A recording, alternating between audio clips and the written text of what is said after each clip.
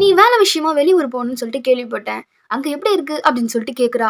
உடனே யூரி அந்த இடம் ரொம்பவே அழகா இருந்துச்சு. அங்க நிறைய கெஃபேலாம் இருந்துச்சு. அதை கேட்ட ட்வைலைட்டுக்கு சந்தேகம் வருது. இந்த ஒயின் கூட அங்கதான் வாங்குனீங்களா அப்படின்னு சொல்லிட்டு ஹீரோ மனசுக்குள்ள ஆமா சொல்லுவான். $200 இருக்கும் அப்படின்னு சொல்லிட்டு நினைக்கிறான். யூரியும் ஆமா இதோட விலை ரொம்ப அதிகம், $200 அப்படின்னு சொல்லிட்டு அப்படியே சொல்றான். அந்த கடையில வேலை பார்த்துட்டு இருந்தவருடைய பையன் தான் இப்ப அந்த கடையை பார்த்துக்கிட்டு இருக்கான். அது மட்டும் இல்லாம அந்த ஒயினோட ரேட் $300 மாறிடுச்சு. இவன் இப்ப வேலை செஞ்சுக்கிட்டு இருந்தான் அப்படின்னு சொன்ன கம்பெனில இருந்து ஒரு வருஷத்துக்கு முன்னாடி ரிசைன் பண்ணிட்டான்.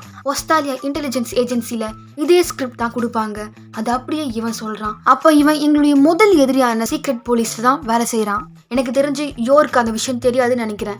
இவனை மட்டும் எப்படியாச்சும் நம்ம கரெக்ட் பண்ணிட்டோம்னா இவங்கிட்ட இருந்து நிறைய இன்ஃபர்மேஷன் வாங்கிடலாம் அப்படின்னு சொல்லிட்டு நினைக்கிறான். இந்த டைம்ல யூரி போதை ஏறி இழச்சு நின்று கத்த ஆரம்பிக்கிறான்.